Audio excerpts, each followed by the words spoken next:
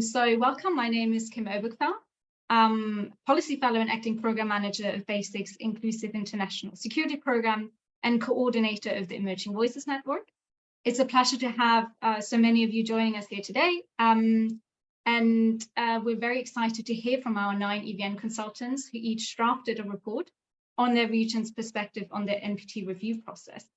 The overarching aim of this report was to explore the perspectives of the different regions, especially on the youth.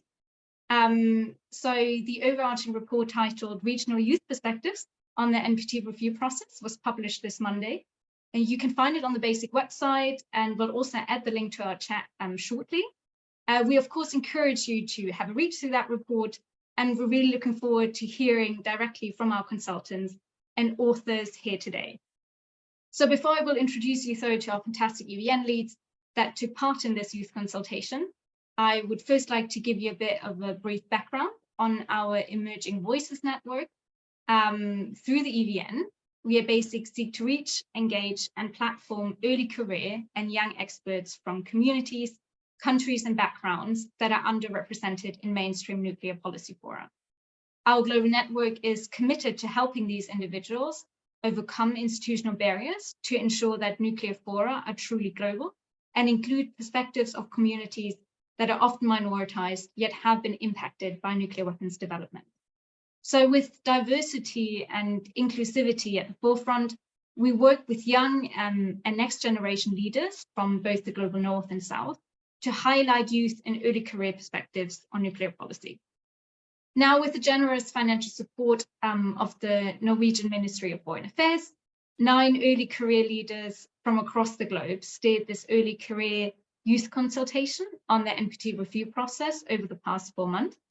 Again, the aim of this project was to explore the regional barriers to, as well as opportunities for engagement of especially early career professionals and youth with the NPT in the lead up to not only the 2023 NPT Preparatory Committee, which will take place this August, but also in the lead up to the next NPT review conference in 2026.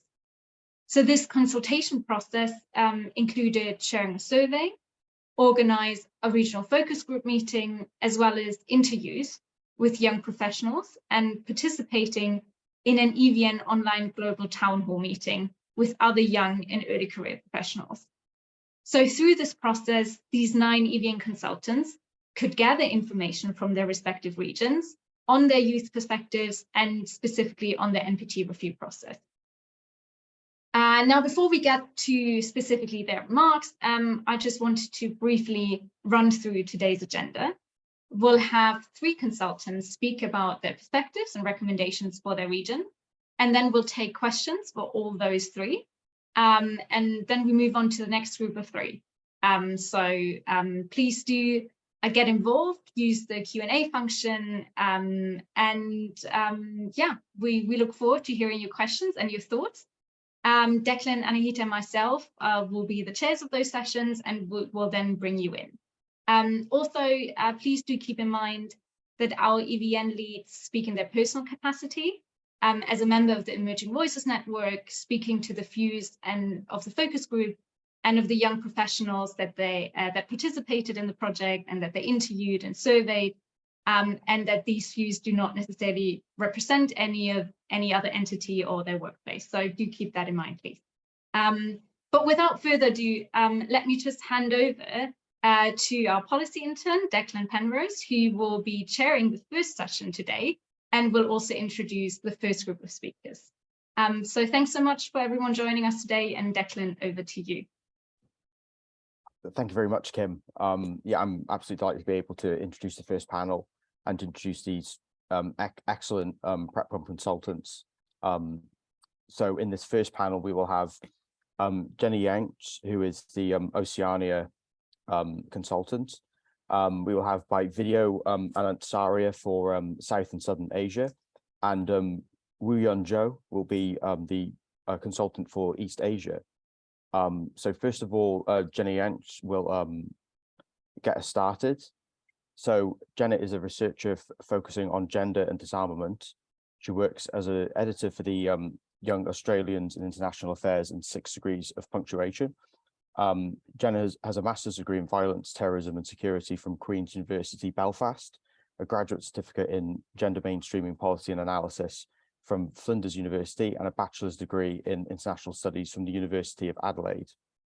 So without further ado, I'll hand over to Jenna to get us started on the first of the presentations. Thanks for that.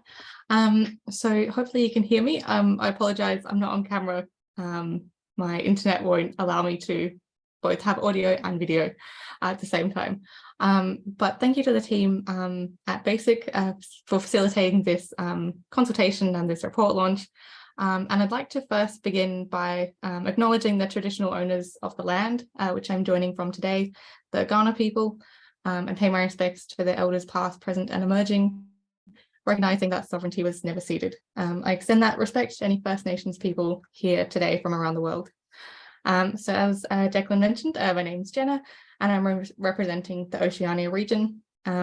And the views in this report are based on publicly available statements and interviews from youth and early career experts.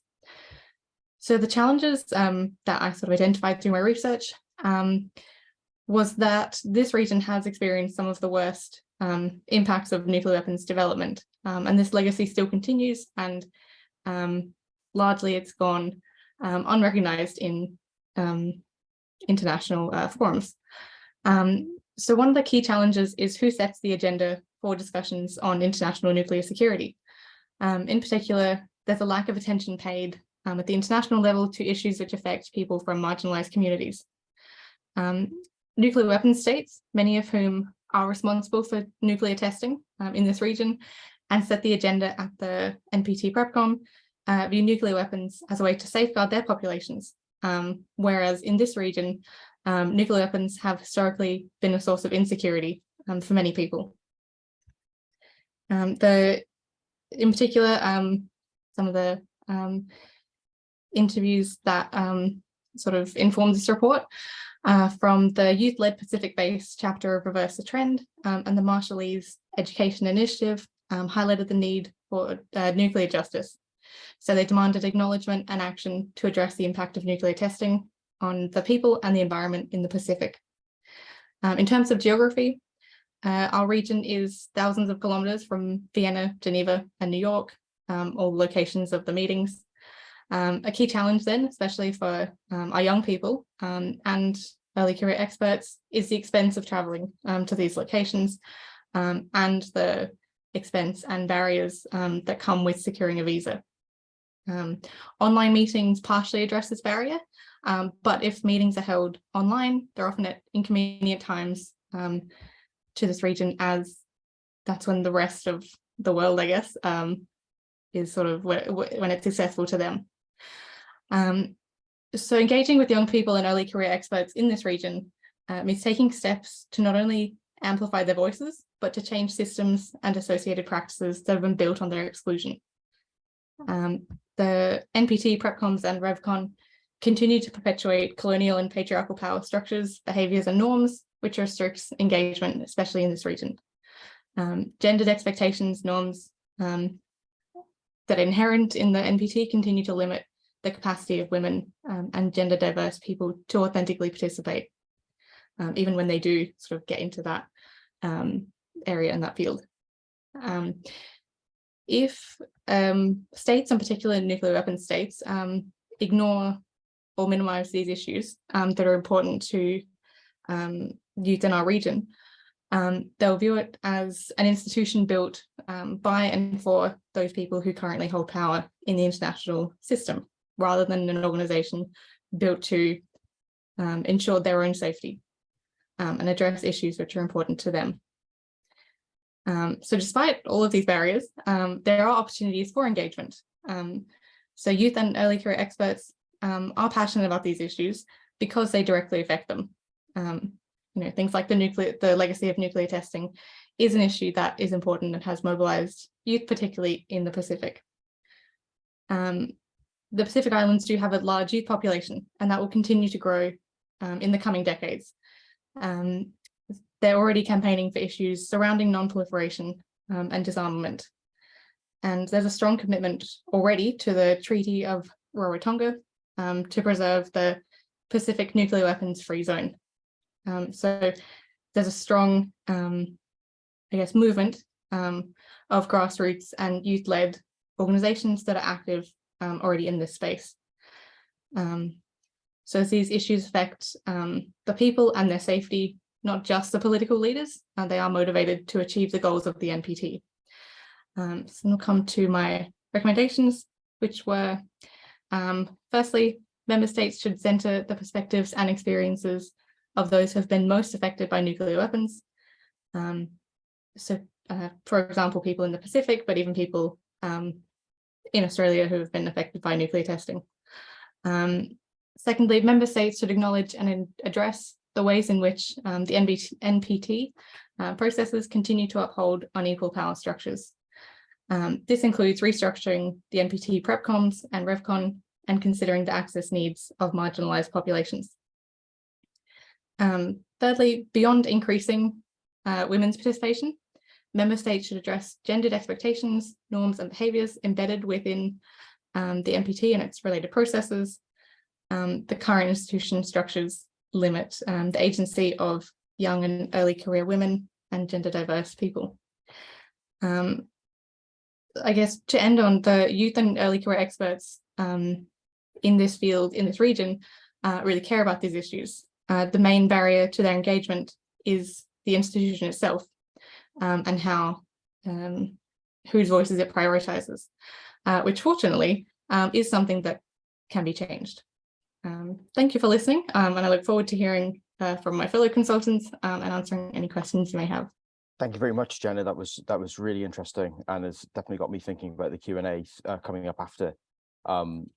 So up next for the South and Southern Asia, we have a video because Anant Saria couldn't be here today. I will just introduce Anant before we let him do his thing.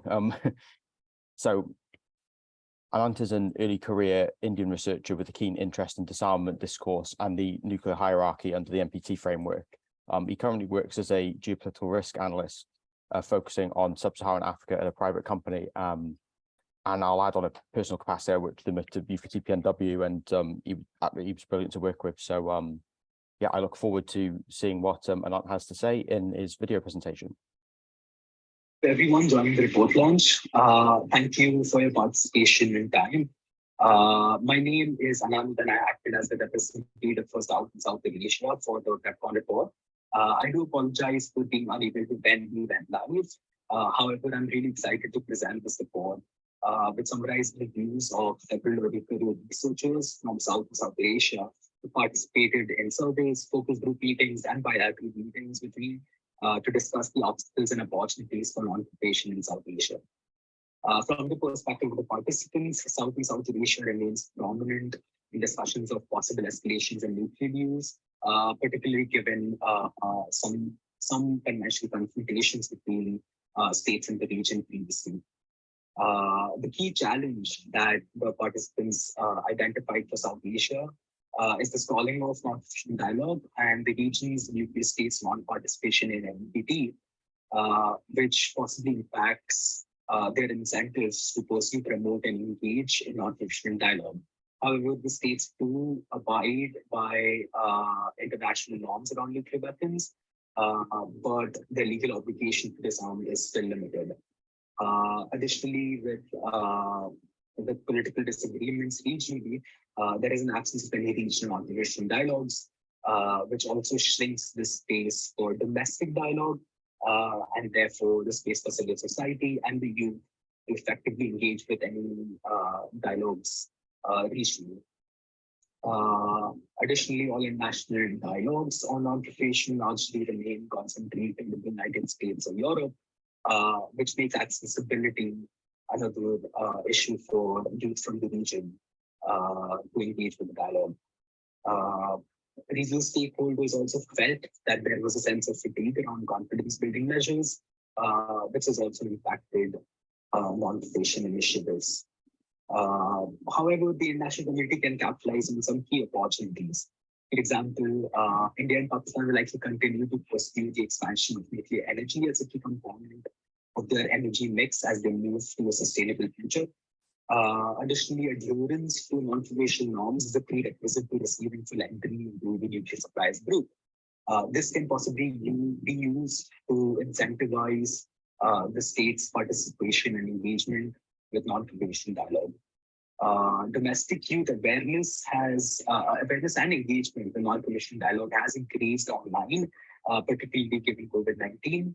However, there's still a need, an opportunity for bolstering racial youth engagement in non-proliferation dialogue through funding and in-person engagement opportunities to include South and South Asian voices in such dialogue.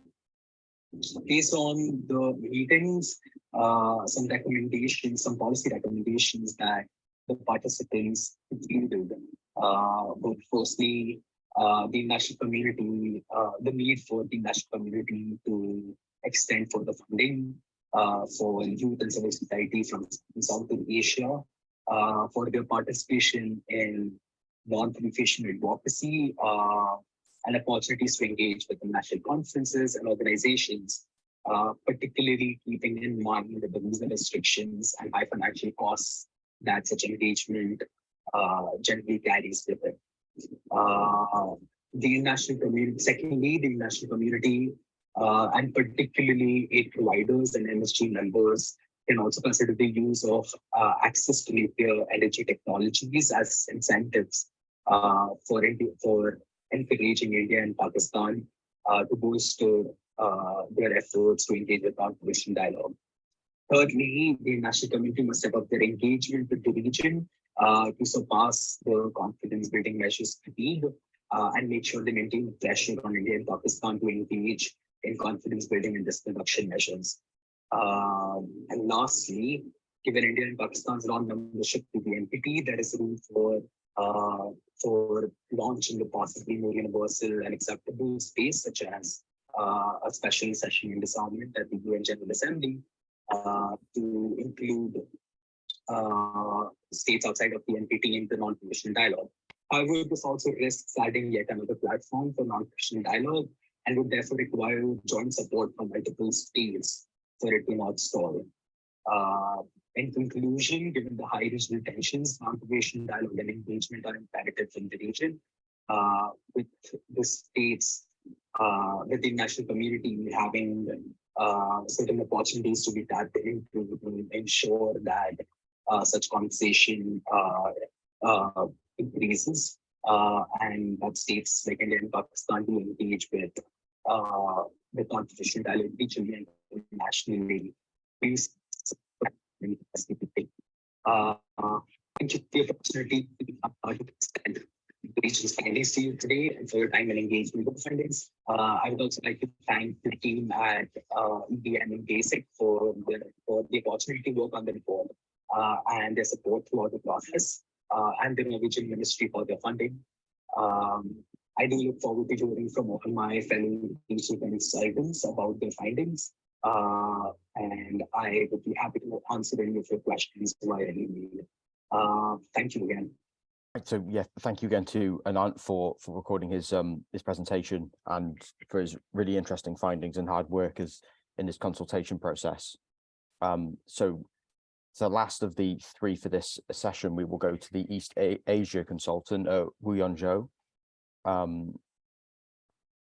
So Woo-Yeon Jo is a doctoral researcher in politics and international studies at Loughborough University. His research specializes in international security with a major focus on alliance politics in East Asia. Before turning to academia, Woo-Yeon served as an army officer in the Republic of Korea Army.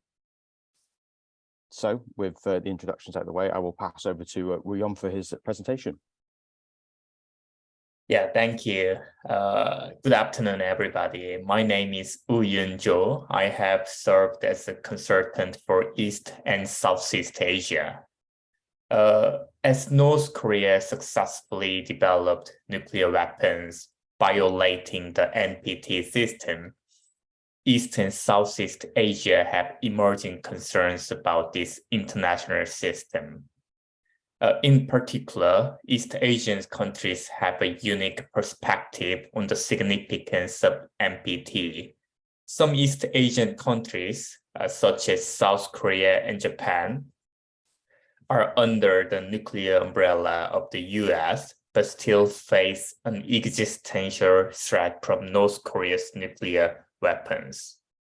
In addition, of course, other regional countries like China, Russia, and North Korea are armed with nuclear force.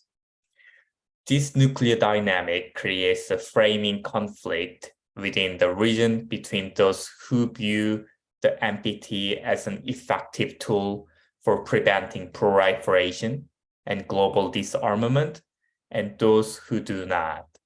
The second group of people are quite skeptical of its ability to guarantee their security under the present regional circumstances. In other words, the current NPT faces significant challenges from East and Southeast Asian perspectives, as the region encounters a unique proliferation problem not covered under the current NPT system.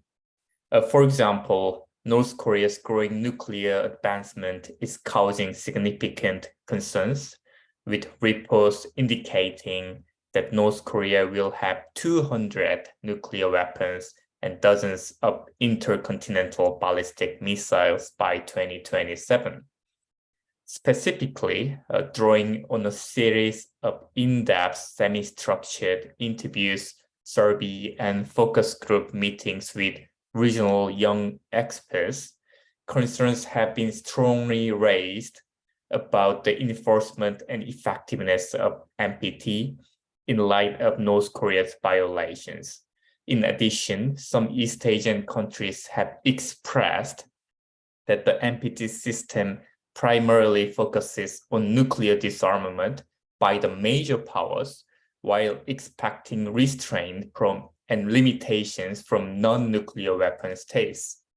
Emerging regional voices also suggest that North Korea's nuclear development with NPT violations and its growing nuclear threats to neighboring countries have made the region deeply concerned about the current NPT system.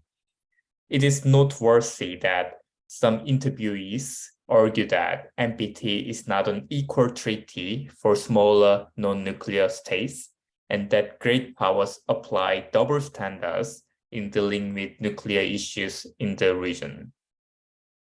As such, it is imperative for the NPT to prioritize transparency and build trust among regional states by strengthening monitoring and enforcement mechanisms.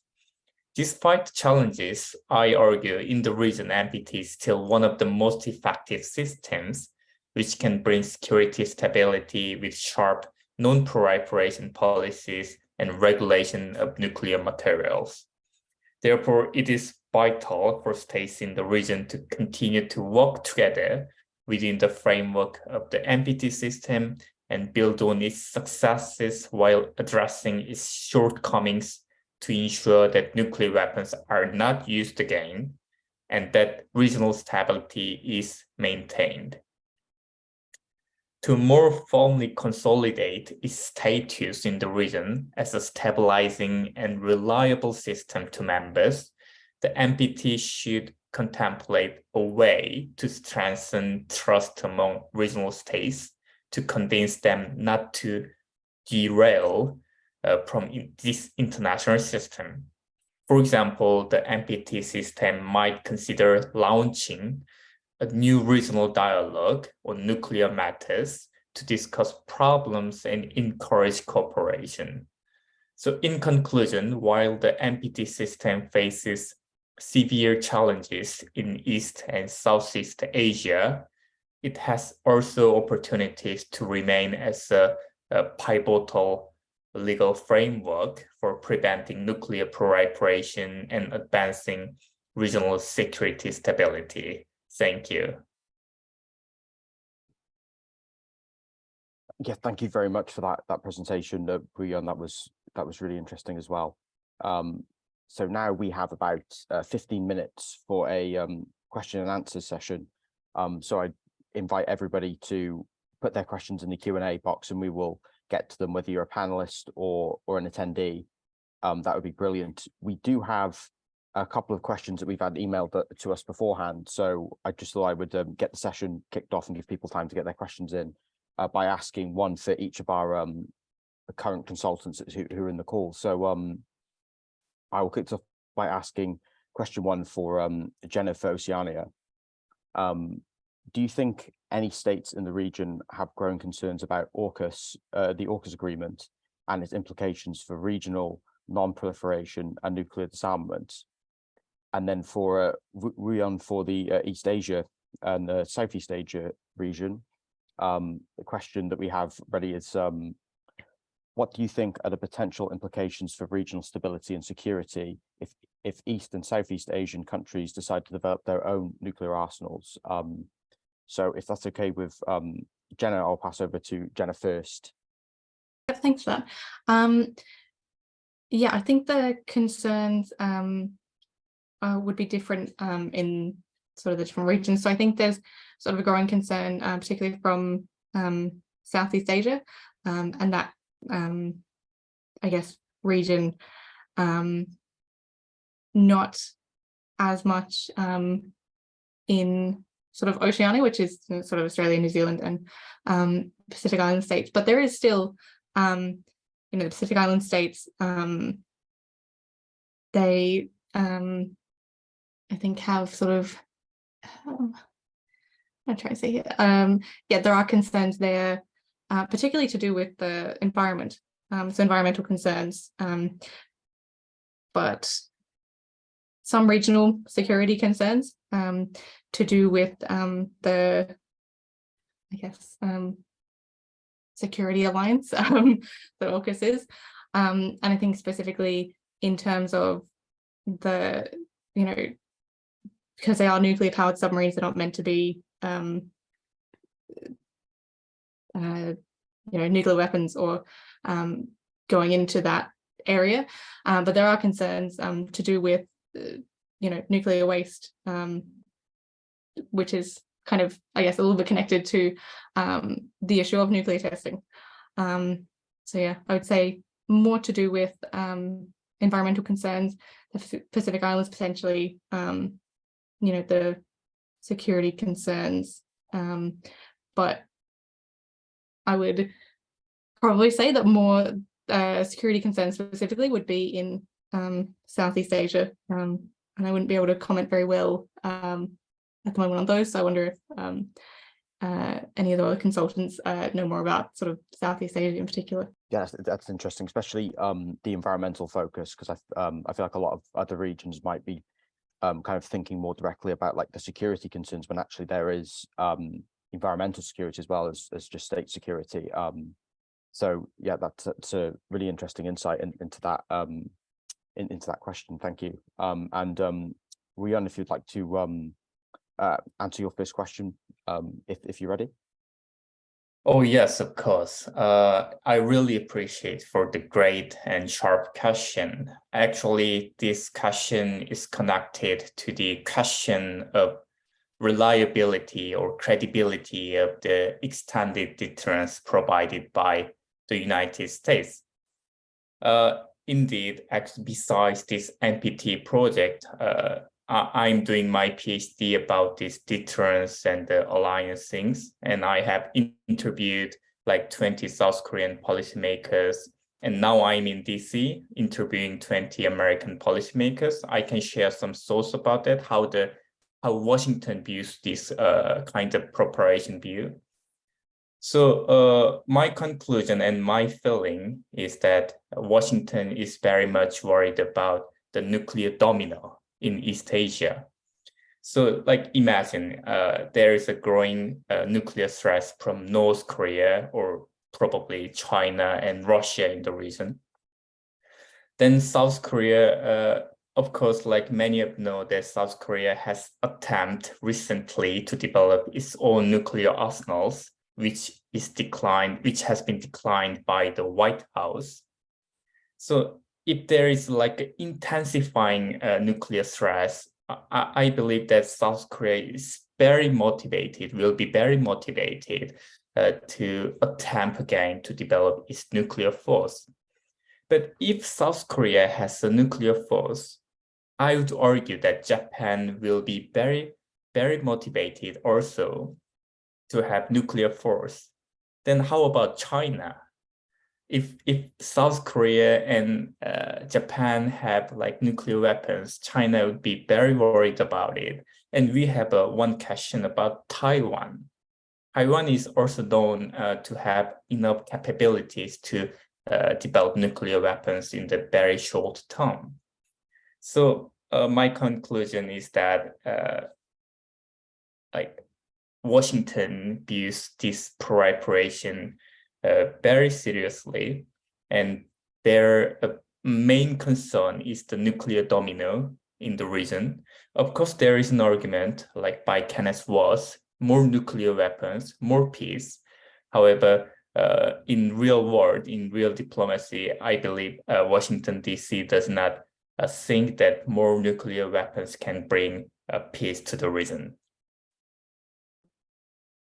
Thank you. That's a really interesting answer, especially the explanation of the domino effect and the kind of the clear logic of what could, how that could spiral and challenge the non-proliferation regime, and how that can quickly spiral and capture more states into that. Yes, very clear to see those concerns. So we have some questions now in the Q&A, which is great to see. So we have one question from Bernardo Madero. So I think this is for both panelists. I'll ask this too. In your opinion, do we have critical mass to be able to force non-proliferation, and will that be enough? Yeah, I will hand over to the consultants to answer this question. Yeah, I can go first. To be honest, it is an area of diplomacy, and as we can see in the North Korean problems, North Korea was initially a member of NPT, but they just walked away from this system. And I think actually, given the anarchic system of international relations, I believe there is no critical mass to be able to force non-proliferation. However, we should keep trying to cooperate and to talk with each other and discuss the problems. So we both have a convincing belief that non-proliferation can indeed bring a peace to the regional security. Yeah, so my answer is, personally, I don't believe there is a critical mass for this problem. That is the reason why we should keep trying to discuss and cooperate on this matter. Thank you.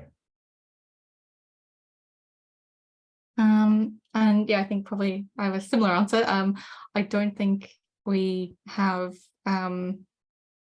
critical mass to be able to force non-proliferation. But yeah, I think the sort of concept of deterrence is still quite I guess strong in a lot of countries, and it still informs a lot of the policy that is made. But that doesn't mean that that will always be the case, or it won't, that won't change to actually this isn't making us any safer, or this isn't making certain people safer. So yeah, I don't think we have it yet, but yeah, perhaps in the future. Thank you very much for those answers, and yes, interesting to see the similarities in your responses there. So we have another question in the chat from an anonymous attendee, and this is for Jenna. So do you think that there will be any meaningful further engagement with the issue of the humanitarian impacts of nuclear weapons in the upcoming review cycle? So I think there was, and I have to look into this, there was an event or a side event I don't know, I can't remember exactly where it was, but that focused on this issue more than in previous years. I'm not sure when it was, but so yeah, I don't have much details about the event, but the point is that I think there is a lot of, I guess, well, there's some sort of movement towards thinking about like how safe nuclear weapons do make a lot of people, and you know, previously that's been they make certain people safe and they make other people not that safe, but I think there has been a renewed focus on the humanitarian impacts. I don't know, and I would say actually it hasn't been the main the main discussion or debate. So, you know, eventually, hopefully that will get to the point where we are thinking about the humanitarian impacts as kind of the center of the question about security and how secure nuclear weapons make us. So yeah, hopefully, especially, you know, this report, a few of them have mentioned humanitarian issues, humanitarian impacts, the impact specifically on people. So hopefully in the upcoming review cycle that will be a point of focus, but I don't know that it definitely will be. Yeah, thank you very much for that answer, Jenna. Yeah, it's certainly difficult questions which is going to require a lot of thought in the upcoming policy cycle. So I'd like to thank my consultants for this section, for the great presentations and answers in the Q&A. I'm about to hand over to Anahita for the next part of this talk, but yeah, just like to again thank the consultants for this section for their hard work, and encourage everybody to look at the reports afterwards and see their excellent contributions to this project. So yes, thanks again, and I will now hand over to Anahita for the next panel. Thanks, Declan. That was a really interesting first session to kick off with. I really enjoyed especially some of the humanitarian impacts mentioned. But now we will hear from Al-Muntasser Al-Batlawi, representing the Middle East and North Africa region. Oladipupo Michael Ola, he is representing the Sub-Saharan African region, and Galina Salnikova, who is representing Eastern Europe. I'm going to start off by first handing over to Al-Muntasser, who is a nuclear engineer and political scientist by training. He works at the Peace Research Institute, Frankfurt, and he previously headed the CBRN Threat Office at the Royal Scientific Society, supporting various nuclear security projects in the Middle East. So with that, I'll hand over to you, Al-Muntasser. Thanks, happy to be with you today. Yeah, hi everyone. I'll be sharing some of the findings of my report on the Middle East and North Africa region. I think most of some of the findings are not really new and could be found in other contributions, but maybe the main value of this report is to validate some of those ideas or challenge them.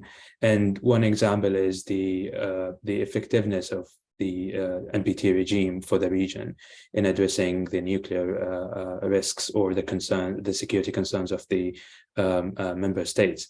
And we're seeing a similar trend in this region compared to other regions where there is a growing skepticism over the efficacy of the regime in addressing those concerns. I mean, the argument that the regime has been successful in curbing the non-proliferation risk is to a certain extent true, but when we talk about the disarmament progress, that's not entirely true. So there's also one of the challenges that member states, and that's only not a state-centric view, but also non-state actors' views, that major states sponsoring the NPT regime, key players of the NPT regime and the nuclear weapons states backing from their commitments made at previous review conferences, especially regarding the achieving progress on disarmament, or even establishing the most important priority for the region, which is establishing the Middle East free zone. This general feeling of not being committed to those arrangements is one of the challenging in my view for the NPT regime, and it's very difficult to assess whether the regime is robust enough when you talk about the future of the regime or the sustainability of the regime. If you just look at the statements or the participation of the states, you have to remember that a contestation could take different formats, and there's always covert contestation to international regimes. But nevertheless, the WMD free zone has been a matter of high priority, and this is also challenging the view that that's just a priority for the Arab states or the region states. That's not true. If we look at some of the most of the statements for the NAM group, the non-aligned group, say it clearly that the free zone is also a matter of high priority for the NAM group as well. So we argue that if we're dismissing this priority or the concern of the urgency to establish the zone, this could at some point risk the cohesion of the member states at the NPT. One of the opportunities that the report highlights is instead of looking at the growing interest in the nuclear technology as a concern, maybe should be seen as an opportunity to enhance technical cooperation between member states and between also regions. And this technical cooperation could be an opportunity to enhance trust and reduce secrecy about existing nuclear activities, suspicious nuclear activities. Mainly, we're talking about activities by Iran and Israel. And if we take a political dimension of what is happening in the region and the NPT regime, we also argue that the recent developments could be both concerning and could also could offer an opportunity to resolve or to end the deadlock on the progress. And to be more specific, the reapproachment between Arab states and Iran and the Abraham Accords also could offer a space to advance negotiations on arms control. And there's no clear evidence that those maybe the Abraham Accord, because it has been established for years now, there's no clear evidence. But speaking from a political analytical point of view, security and arms control could be the starting points for negotiations, peace and security negotiations. Yeah, and just in our recommendations, we talked about that from this angle. We argue that if there's in the horizon, the reviving the Iranian deal is not in the horizon. It seems not really possible in the moment. And if the coercive approach to resolve these nuclear concerns is not really working, then maybe we should look back at one of the options that has been there all the time, which is the WMD free zone. And here we're saying that the free zone could be a win for everyone, including the Israelis or the US, in a way that it could first fulfill the Arab states and Iran priorities under the NPT regime, and this way the chances of undermining the NPT review cycles are reduced. And on the other hand, the US and Israel could actually find another non-coercive, more cooperative way out to avoid the alternative military options to actually achieve progress on the WMD zone. Obviously, everyone's going to say this is not realistic, and achieving that is very difficult. That's true, but if we're saying this is one viable solution, then maybe efforts should be put into that. And we have to remember there's sometimes underestimation of the value of these free zones, especially the WMD free zone in the Middle East. And I'll conclude with that. The zone could offer much more than what the NPT is offering at the moment, especially on the aspect of security assurances. I argue, I encourage everyone to look at the report. I think it has been one of the most interesting experience to talk to youth about these topics and write this report. Thank you so much. I look forward to hear from you in the discussion. And sorry for taking too much. No worries. Thank you so much, Al-Muntasir. That was really interesting, especially the mentions of the zone. Next, we'll hand over to Oladipupo Michael Ola, who is joining us by video. He is a doctoral researcher in the Political Science Department at the University of the Western Cape, South Africa. Good afternoon, everyone. This is Oladipupo Michael, representing Sub-Saharan Africa. Now, what I want to present here are key findings, as well as the challenges and the recommendation, all of which are efforts of members of the regional focus group. Now, concerning the key findings, the promotion of the peaceful uses of nuclear technology for generating the region's electricity needs has been identified as a key priority in the region.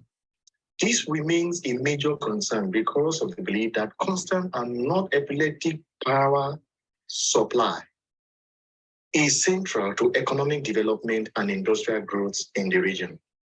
Another key concern relates to the control of export of uranium from sub-Saharan Africa. Because the natural resource is in much quantity in the region, it is believed that countries in the region should take advantage of its existence to boost their export economy, ensuring in the long or short run that the export follows international standard operating procedures. Other priorities for the region as expressed in the EVN NPT Preparatory Youth Early Career Consultation Survey and in the regional focus group online session relates to promoting nuclear disarmament at the global stage in line with other domestic and regional priorities. Waiting Mauritius to sign and ratify the Comprehensive Test Ban Treaty, nuclear safety, promoting laws that will curb risk of nuclear accident and radiation exposure, compensation for victims of nuclear tests, as well as addressing youth, women underrepresentation in nuclear matters in the region. And of course, concerning the key challenges, lack of unified Pan-African voice towards the realization of these priorities has been identified as well as one of the key challenges being faced in the region.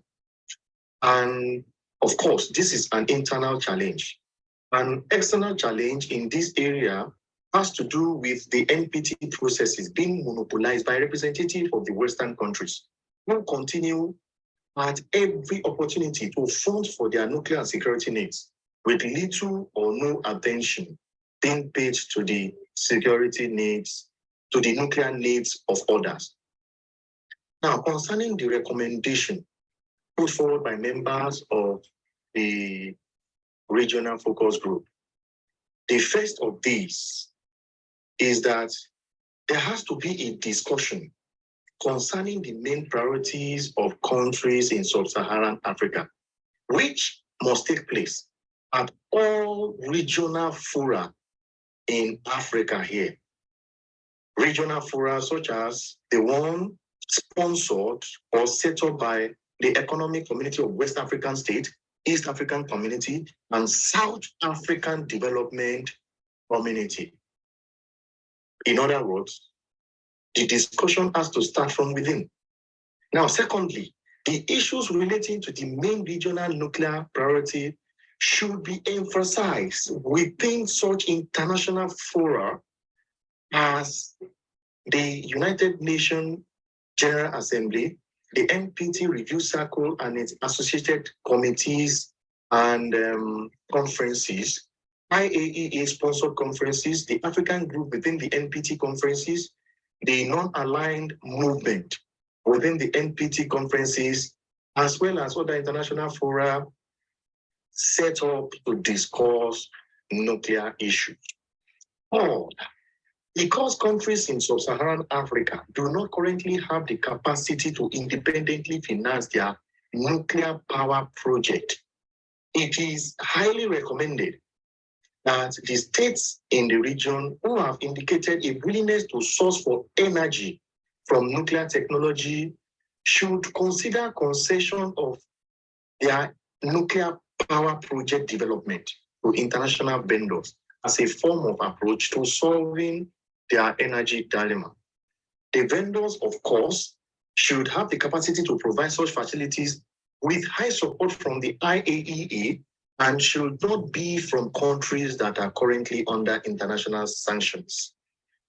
Since the region has sufficient uranium deposits, a key component in any major nuclear power project needed to meet the region's energy needs, it is recommended that laws that currently prohibit diversion of uranium export for military purposes should be strengthened. A fifth recommendation is that safeguards and safety issues should be constantly revisited by the IAEA in the region in countries with plans for nuclear energy. Now, these are the recommendations as well as the key challenges and the key priorities that members of the regional focus group have actually put forward. It is there in the report and more expanded in the report. Go there, digest it, and God bless you. I am Olaladipo once again signing off. Amazing, thank you so much. And so next I'll be handing over to, last but not least, Galina Salnikova, who is finishing a dual MA degree on global security, nuclear policy, and the non-proliferation of weapons of mass destruction between MGIMO University in Moscow, Russia, and the Middlebury Institute of International Studies at Monterey, USA. Her research focuses on Russian policy and non-proliferation in the NPT, and currently she is also a political affairs intern at the United Nations Office for Disarmament Affairs in Vienna. Thank you very much, Anahita, and thank you, BASIC, for this opportunity overall. My regional focus was Eastern Europe and Central Asia. That is why it was a great challenge to for me and for the focus group. I was happy to work together with to actually put together such a diverse region with different coalitions and different nuclear capabilities and different nuclear security and nuclear concerns overall together to consolidate some like common challenges and feed them into the 5 pages of this report. So if you look at the report, of course, there will be much more things I could have talked about, but the focus group and me decided to highlight just several major issues for the region to be able to cover them in more detail. So I will say that the region and the world overall is living in a very challenging situation. And for me as a Russian citizen and for people in my focus group, it was extremely difficult to discuss the challenges in the region, but we did our best. So let me get to the challenges now. First of all is, of course, the emerging like amplified, I would say, nuclear security threats, of course, by the Ukrainian conflict, situation in Ukraine itself and surrounding Ukraine, in Moldova, for example, and in other countries. So that was like the major concern, expressed by the focus group and by my report. Ukraine is unprecedented. There are a lot of challenges that the world has not seen before in there. That is why, yeah, it's very important right now. Second, extremely significant challenge for the region is the collapse in arms control regime between the United States and Russia. Russia is the only nuclear weapon state in the region, and that is why it extremely and the arms control affects Eastern Europe specifically a lot. So that's why we highlighted this one. And overall, the focus group and me, we discussed a lot the overall dissatisfaction about the progress on disarmament, of course, in the region, which is, and other challenges amplified by the lack of awareness overall and lack of priority to increase this awareness. Of course, it has increased with the start of Ukraine because the public got more concerned about the nuclear threats.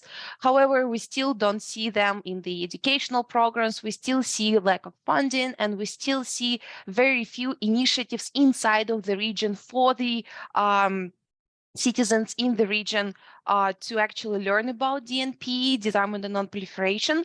And also we highlighted the lack of resources in the language of the region, Russian specifically, and also national languages of the states in the region. However, there are like challenges create opportunities as well. And we try to be sometimes a little bit even idealistic for the current situation, but also sensible, I would say. So these are the following recommendations we came together for.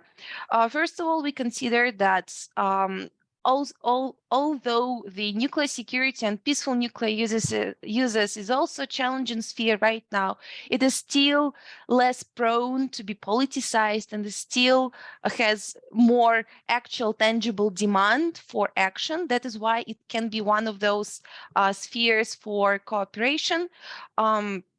We are thinking of possible regional network on cooperation, the peaceful nuclear uses, or at least regional nuclear network on the nuclear security, because the challenges are growing and we need to do something about that.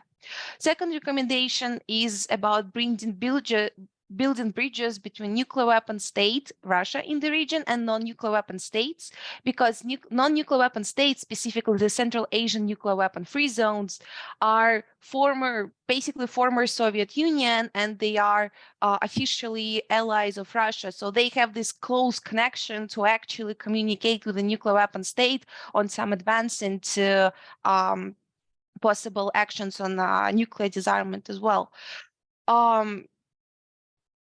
Overall, those non-nuclear weapon states have a potential, which they are not doing for some reason right now, to actually become a unified voice and to communicate more their desire for more progress on disarmament.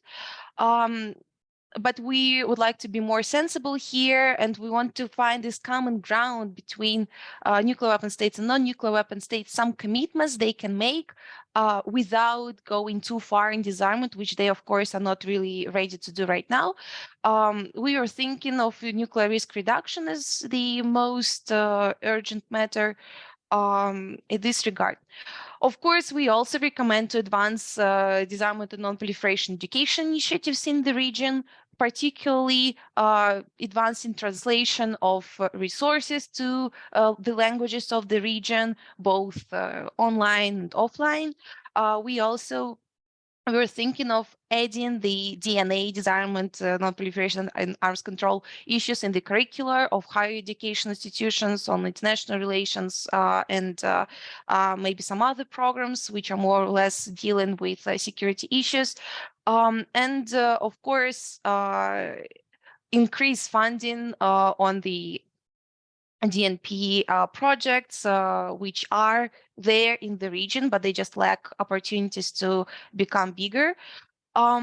Another point which I did not really touch upon is that the working group on strengthening the review process is going to take place in this review cycle, and this working group can be used by the region to express its concern about the visa situation, which is ongoing right now, and countries of the region, especially Russia, might use this working group to present and facilitate the idea of changing the venue for other NPT events.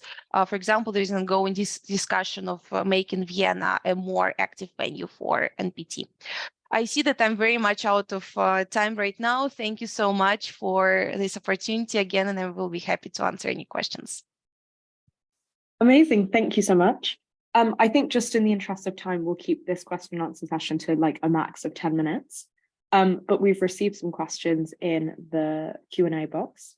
So as a question for Galina, how does the collapsing US-Russian arms control regime impact regional security and the prospects for disarmament in Eastern Europe and Central Asia? For Almuntasser, there is a question about the zone, that the zone has arguably faced a standstill in its progress for quite some time now. How do you actually envision states becoming receptive and involved in the process again to reignite this objective? And then one last question from me for Almuntasser.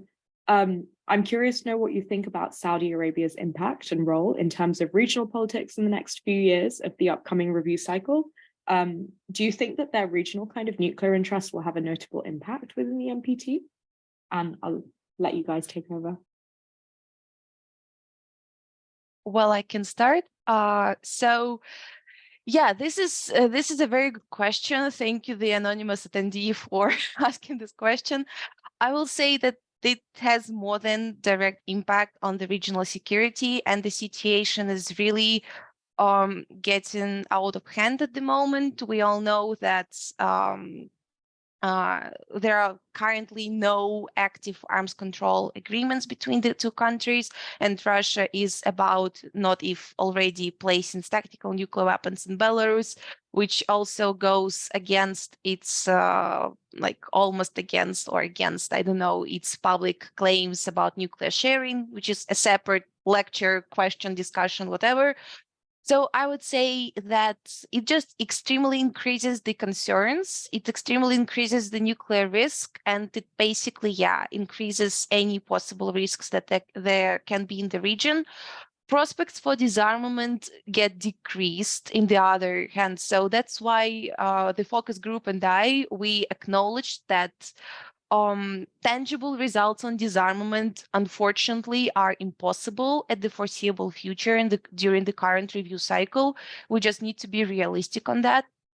But at the same time, this challenge can, as I said, put together the non-nuclear weapon states to at least make this, like the regional non-nuclear weapon states, to make this unanimous concern to actually like push it to the NPT review cycle. And I will be really happy to see any like joint statement or something like that from at least Central Asian countries. Yeah, I'll stop at this point to give time to other people to answer.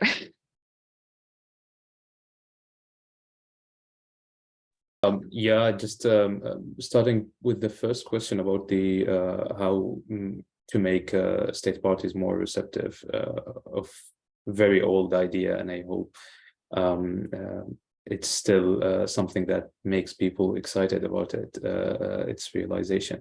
But I want to say two things. I mean, first, maybe we need to acknowledge that some state parties started to believe this is not realistic, and the zone might not be established at all. And I'm hearing this not only from young scholars, but also from some people who've been reading on the literature of this issue.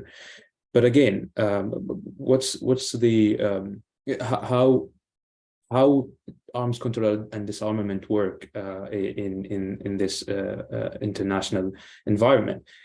State parties, if we're talking about regimes that is state-centric. It's either utilitarian, which is based on the national interest of the states, or either normative, where states believe those are ideas and norms that should be embraced and upheld for more secured world. And I think we need to work in those two dimensions. I'm not really sure how the normative dimension is embedded in the Arab world, or not only the Arab states, but even the region. But maybe this is worth exploring, because sometimes you can't just make a case for how this is beneficial for states from just a pure utilitarian national interest point of view. And maybe this is why we're in a deadlock nowadays. And I'll leave it there, because there's a lot to talk about that. And I'm whoever is the question came from, I would love to talk more about that. But just to make time for the other question, definitely for two reasons. Saudi Arabia, I'm sure Saudi Arabia is interested and expected to be more relevant. Interested because, I mean, we're seeing a new trend in the Middle East where there's a pursuit to regain agency and autonomy in dealing with regional security issues, and that's clearly on the political agenda of many of the Gulf states. So, with the interest in nuclear programs, this issue is becoming more and more relevant for those states. So they're going to see the reason to be more involved, either on the NPT forum or even the issue of the WMD zone. But the question is whether they would be willing to initiate new ideas or new initiatives, or build them momentum to those ideas, or try to serve their national interest. But anyway, it's definitely increasing the complexity of the whole issue, because now we're talking about states that are interested in enrichment more than ever.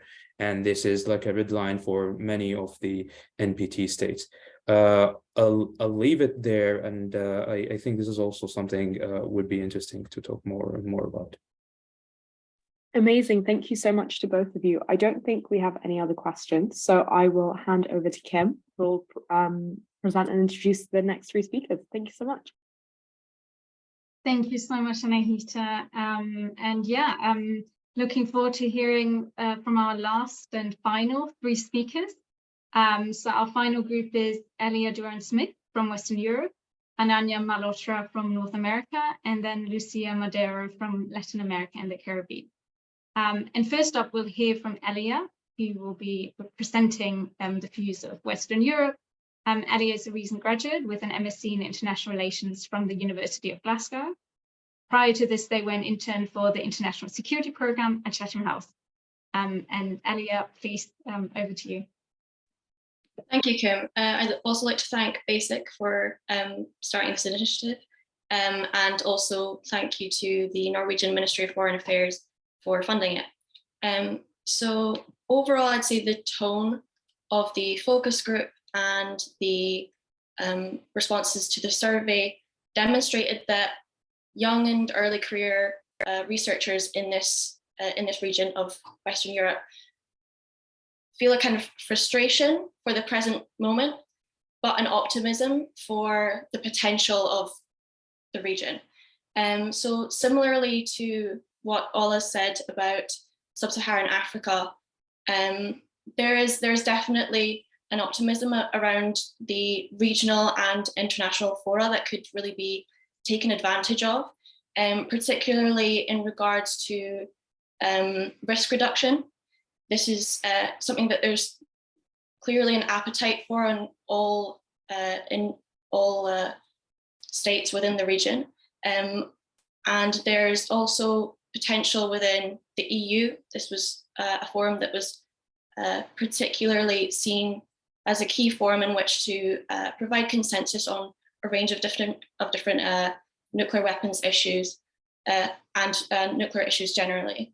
And it was seen that the EU is an avenue through which civil nuclear energy should be kind of more strategized on, and there should be more of a kind of consensus around energy production and dissemination, discussion around how the region can really come together in order to advance the peaceful uses pillar if it chooses to. And also to echo Galina's comments, in the Western European region, generally it was seen that disarmament is not a key focus at this moment in time. However, we have certain states such as Austria and Ireland, which are members of the Treaty on the Prohibition of Nuclear Weapons. So we have a kind of discord within the region of nuclear weapon states and NATO allies. And then on the other hand, Austria and Ireland, which are promoting disarmament as soon as possible. So this kind of discord within the region is seen as an impediment to really being able to focus on effective risk reduction measures and the Article 6 obligations towards disarmament. And so being able to bring the region together in order to work towards common goals, particularly within risk reduction, as this is seen as one of the easier avenues through which to pursue those goals, is seen as a really effective potential area of work to pursue. So thank you very much. Thank you, Elia, and thank you also for your notes on risk reduction and particularly the role that the EU could play in furthering discussions on risk reduction and also nuclear energy. And next, I'd like to hand over to Ananya. Ananya is representing Fuse from North America. She's a researcher with interest in nuclear disarmament, risk reduction, and international order. She holds an MPhil in history from the University of Oxford, where she studied as a Rhodes Scholar and an AB Summa Cum Laude and Phi Beta Kappa from Princeton University School of Public and International Affairs. So Ananya, please, over to you. Hi, everyone.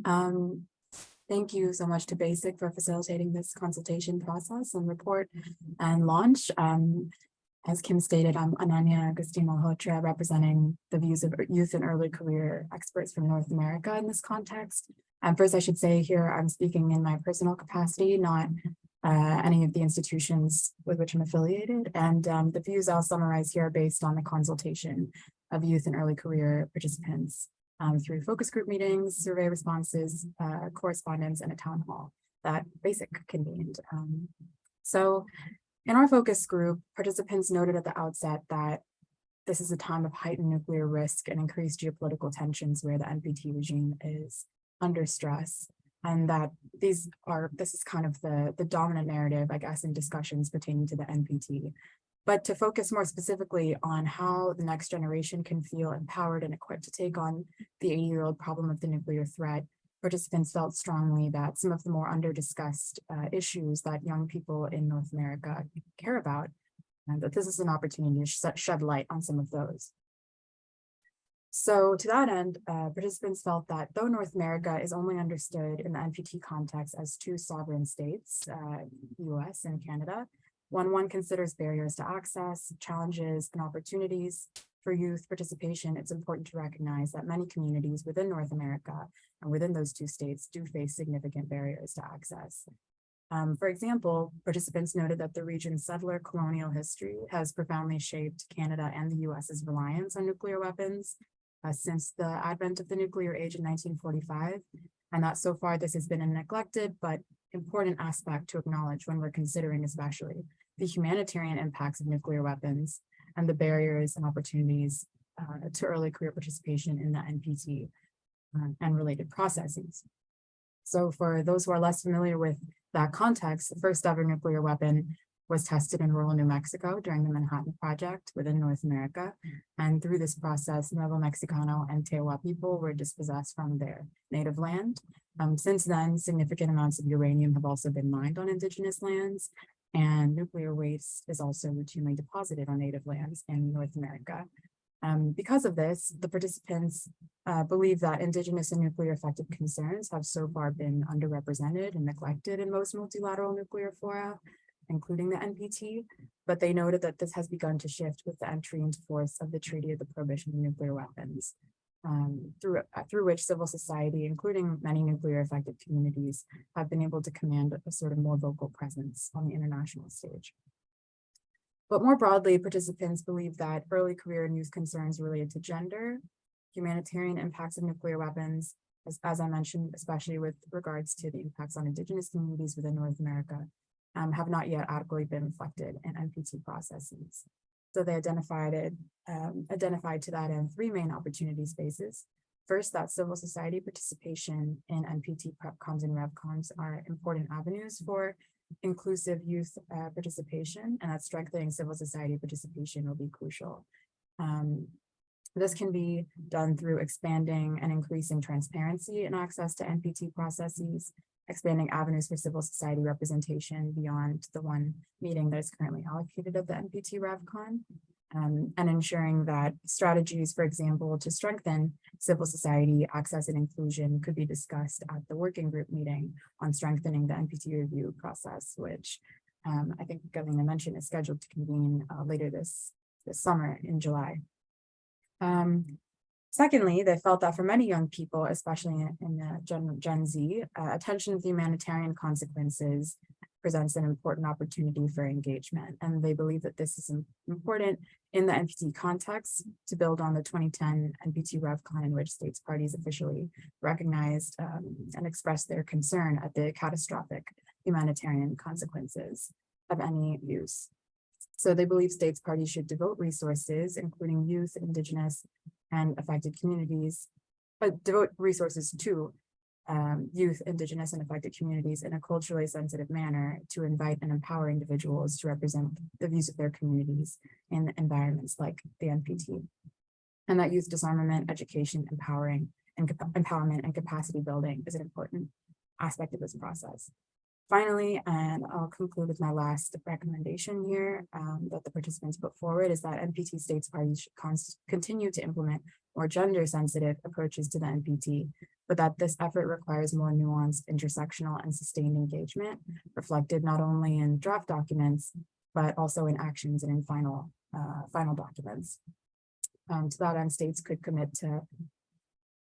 commit resources to gathering more data related to gender issues, especially through an intersectional lens, and that this had come up in a first draft of the final document from the 2020 NPT RevCon to collect, track, and publish data disaggregated by gender statistics. But as other participants pointed out, deeper understanding of gender in nuclear weapons policy is also important. So states should not just note or recognize the gendered impacts of nuclear weapons, but also take seriously what the physiological, psychological, social, and health consequences that are gendered, what those imply for policy choices. And especially for countries within North America, such as Canada, who espouse a feminist foreign policy, this is especially important. So I'll conclude there. I'll leave it there for now and look forward to receiving questions. Thank you. Thank you, Ananya. And yeah, it was really interesting also to hear notes on the importance of an intersectional approach, and the notes also on, the colonial history, which very much alludes to the other policy cycle that's also concurrently happening within the EVN, where that was also a large topic. But I'll come to that also later. For now, we'll have Lucia speak next. Lucia is speaking to the views from Latin America and the Caribbean. She's the Senior Associate Consultant at Foresight Strategy and recently graduated with an MBA from the University of Minnesota. She has previously been a CTBTO Stennis Research Fellow, member of the Hiroshima Icahn Academy, and presenter at the International Student Young Puckwash Third Nuclear Age Conference. Lucia, please do go ahead. Thank you. Thank you, Kim. So first off, I'd just like to thank BASIC and EVN for their support throughout the process. The behind the scenes work to make this report and event happen was substantial, so I really appreciate it. As some of my fellow consultants and also Kim have mentioned, these findings are the direct result of analyzing regional opportunities and barriers from the lens of youth who are directly involved or closely associated with the field. So mainly the insights were gathered through several focus groups, a network-wide survey, and a town hall. And it's important to say that participants also ranged in nationality. So I'd like to thank those briefly that helped my report as well. Delving into the meat of it, I am from Mexico and my region of focus was Latin America and the Caribbean. So this is a region with a long history of participation in disarmament-related activities, including the formation of the first nuclear weapon-free zone under the Treaty of Tlatelolco in 1967. However, it's the opinion of many youth in the region that we're actually currently struggling to continue our advocacy for disarmament because of a number of reasons, including limitation and resources and grassroots expertise, lack of political will, or agreement between states, and several institutional barriers tied to the NPT. One of the main obstacles being negative security assurances.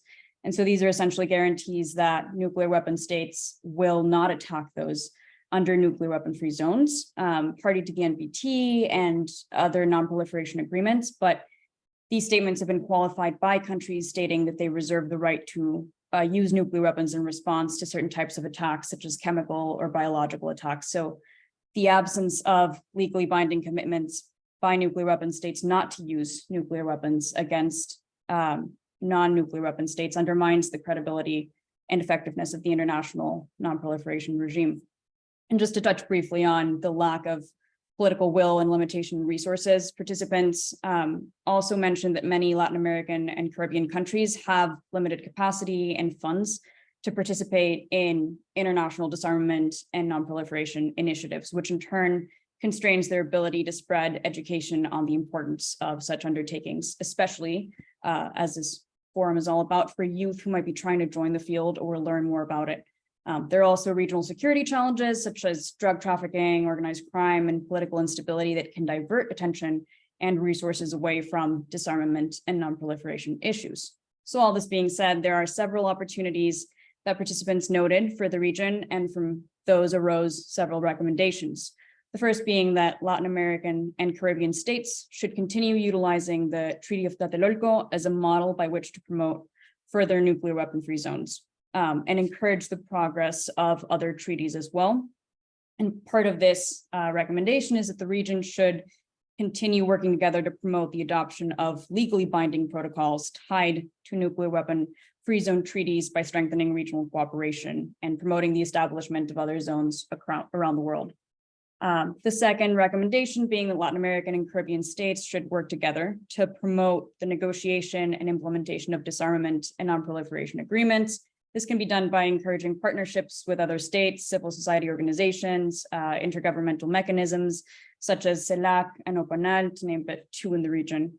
And these kinds of cooperative unions really allow states to extend their reach, increase legitimacy and public support, provide opportunities for knowledge and capacity building, and can really be used to leverage education and awareness raising activities as well. Thirdly, that Latin American and Caribbean states should work to promote entry into force of the TPNW. So given that this treaty complements Article 7 of the NPT, and actually more than 70% of OPANAL member states have signed and ratified the treaty, and it has achieved universalization in the Central American region, it's a huge point of pride regionally. And as Mexico will be presiding over the second meeting of TPNW states parties, it's very much in the bandwidth of Latin American and Caribbean states to use their influence and leadership here to kind of promote the approval and entry into force. And finally, the main focus of this forum was opportunities for engagement with youth and early career professionals and how to best leverage their voices. So there are precedents for this regionally, and one specific partnership that I'd just like to highlight is between China and CELAC, who have outlined their intent to implement something called a Bridge to the Future training program for 1,000 Chinese and Latin American youth leaders, and they're holding the China LAC Youth Development Forum. So these are efforts which participants that I interviewed thought that should absolutely be replicated and expanded on. And I know I'm kind of out of time, so having said this, and as I wrap up my remarks, I just want to mention that these are only a couple of suggestions and by no means all-encompassing. And I think it's also worth noting that forums like these are a huge start for education. So thank you again, all the organizers and the audience for being here. Thank you so much, Lucia. And I'll actually revert back to you right away with the first question. So Josh Allen is asking, what is the current status of nuclear energy in Latin America and the Caribbean? Perhaps you can just say a few words to that. Thank you. Yeah, that's a great question. So this is actually a great example of this kind of lack of political cohesion in the region. So some countries have operational nuclear power plants and others are very much in the early stages of exploration. And this is just because they don't really want to share the technology with each other. So there's some operational nuclear power plants in Argentina, Brazil, there's one in Mexico called Laguna Verde, and there's a lot of motivation regionally to pursue energy programs because it would reduce dependence on fossil fuels, diversify energy mix, meet growing electricity demands. But there's also a lot of challenges, the big one being that they're not sharing this technology with each other. There's also high upfront costs, public acceptance, waste management, and just ensuring that there are skilled human resources throughout the region. So a bit of a balance there, but definitely something to strive towards. Thanks, Lucia. And the next question is for Ilya. So we have one attendee asking, do you believe there are any other serious priorities that must be acknowledged in the upcoming review cycle besides the current Ukraine crisis? And are there any risks in perhaps focusing on the Ukraine war too much? Yeah, I think absolutely. We've seen with the last review conference last year that focusing on the Ukraine war is really an impediment to progress on any other front. By focusing on commenting on the Ukraine war in the final document, this stopped really any progress being made on the other questions. So yeah, absolutely, there are real risks there.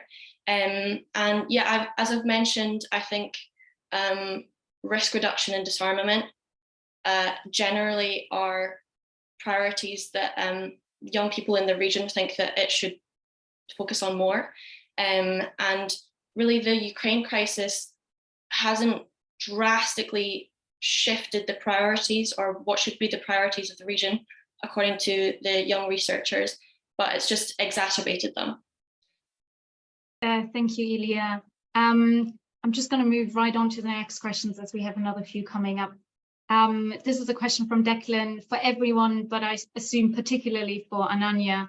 Do you think potential increased or widespread political will shown domestically by US citizens about the humanitarian impacts agenda could encourage the US to be more engaged or receptive to the work on it within the NPT? Yes, thanks, Declan. Absolutely. I think, the work that the Humanitarian Initiative has accomplished in terms of highlighting and bringing humanitarian impacts globally to attention is really important. But as you rightly point out, this attention has been less prominent in nuclear weapon states such as the US. But I don't think that that's the final answer on it. I do think this is changing. And I think one important avenue for that is in terms of discussing the real policy implications of some of the humanitarian impacts. So, for example, studying what are the effects of a potential nuclear conflict, climatic effects, cascading further effects, for example, on society, on the economy, on infrastructure. These are important avenues for research that countries like the US have resources to study and to discuss in policy context. So I think as we bring that discussion to nuclear weapon states, the humanitarian impacts agenda can have new audiences. Thank you, Ananya. Is there anyone else that would like to come in on that question? Otherwise, I will, hand over to Anahita. Anahita? Thanks. I have a question for Lucia, if that's okay. I can see somewhere in the questions chat that someone has mentioned that the Latin American region has been at the forefront of disarmament for quite some time. And it's true. And I was wondering if you think that there are any lessons or kind of, things to be learned from the Treaty of Tlatelolco and potentially like in terms of the WMD free zone in the Middle East and other regions that might be looking for more regional cohesion in terms of disarmament? Yeah, that's a great question. So I actually know that there's another treaty kind of based on the lessons from the Treaty of Tlatelolco, and it's called the Treaty of Pelindaba. I believe that's how it's pronounced, and it is a treaty in Africa over that region. And so it really sets a precedent in terms of like leadership and advocacy overall from the region, but also in terms of like enforcement and verification mechanisms, some of the language that can be used in the treaty. And so part of what I think that the region can do moving forward, just to answer your question as well as the one in the chat, is continue to promote these nuclear weapon-free zones. And the language used in these treaties can be replicated in order to ensure that it's cohesive across these zones and across globally. I don't know if that completely answered your question, but let me know.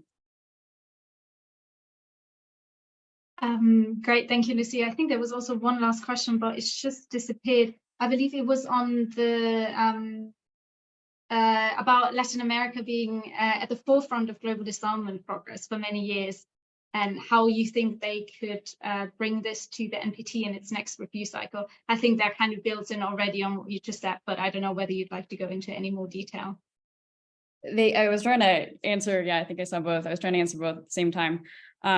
But just as I mentioned before, also Mexico will be presiding over the second meeting of TPNW states parties. And I think that regionally is a huge opportunity to use their influence and leadership to kind of promote the replication of the Treaty of Tlatelolco, to promote the entry into force of a couple of other treaties, including, CTBT and some others that haven't really been ratified, but could be used to just prop up the other treaties. And I think that having all the Latin American and Caribbean countries in the same spot and taking over this leadership would really allow for that push from the region.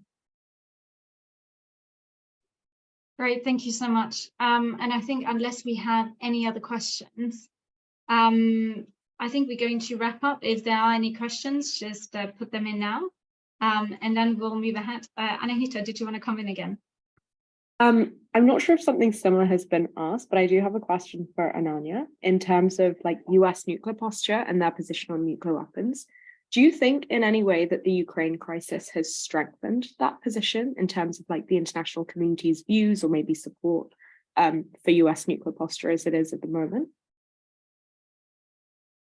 So sorry, is it, can I just ask about the international community's views of US nuclear posture and whether, and specifically what in regards to the Ukraine war?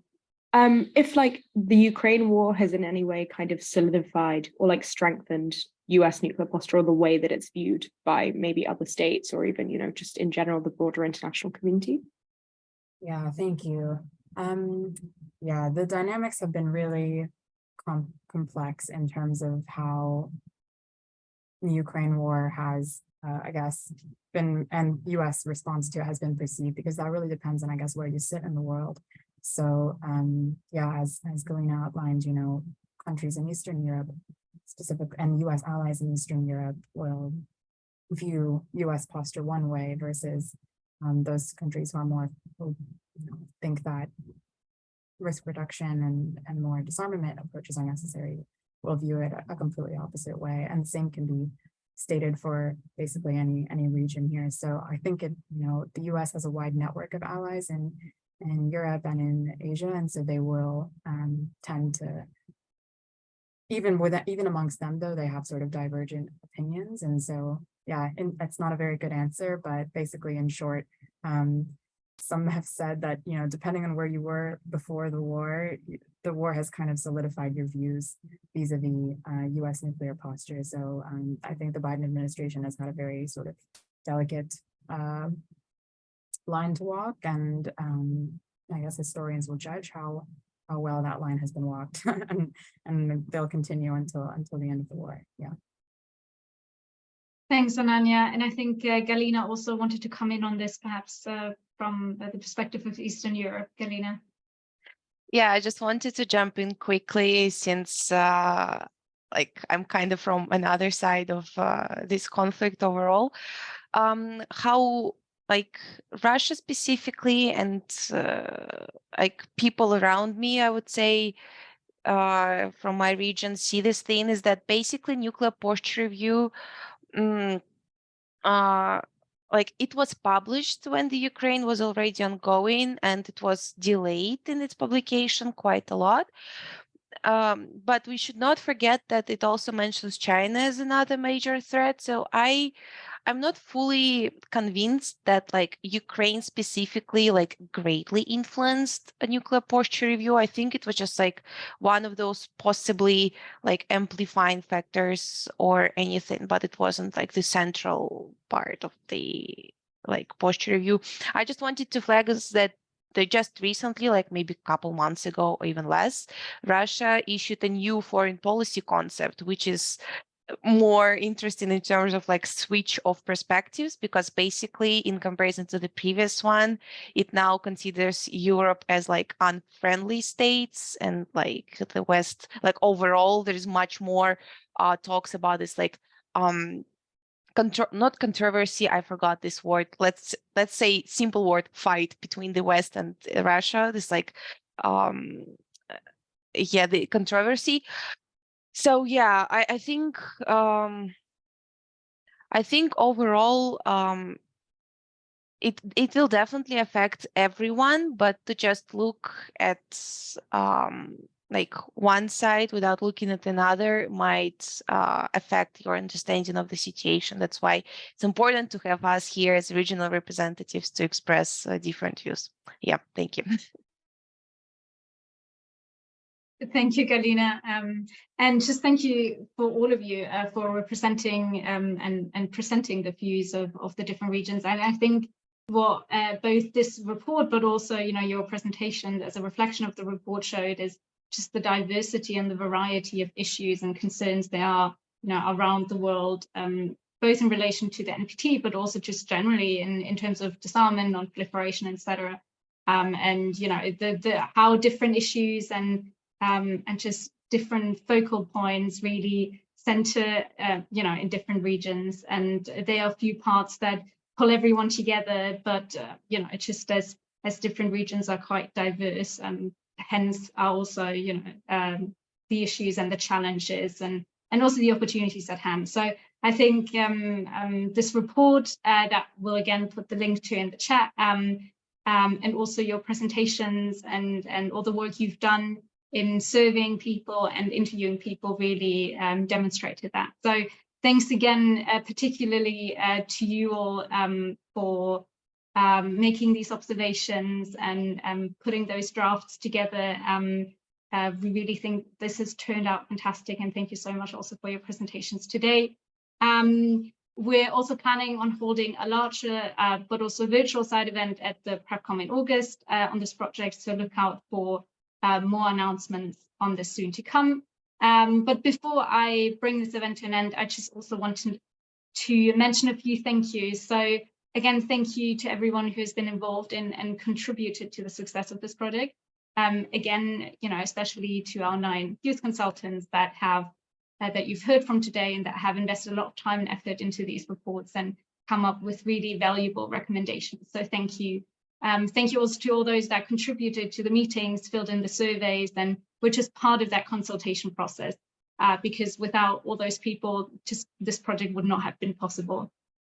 And then also thank you from my side to the whole EVN and also larger BASIC team that has been involved in this, including Anahita, Ivanor, Declan, as well as Rishi, Guru, and Chris. You've all been so instrumental to this report being published and this project being successful. I just also wanted to mention all of you and the great work you've been doing in the background, and also here today at the forefront. So yeah, and then a final thank you also to the Norwegian Ministry of Foreign Affairs for their generous financial support, which has made this project possible, and without which we again couldn't have done this today. And do stay tuned for another report being published in around a month's time. This time on the other EVN policy cycle, which has focused on de-siloing existential threats, and which various of, you know, both the attendees here today, but also the consultants here today have also been part of, and we hope you will also be able to join us for that launch event of the report, which will take place on the 18th of July. So also look out for announcement for that. And again, just check our website and our social media. We always share things, and just, yeah, a shout out on that. But yeah, for now, thank you so much for all of you joining us today, and just have a fantastic rest of the day. And we hope to see you soon again. Thanks.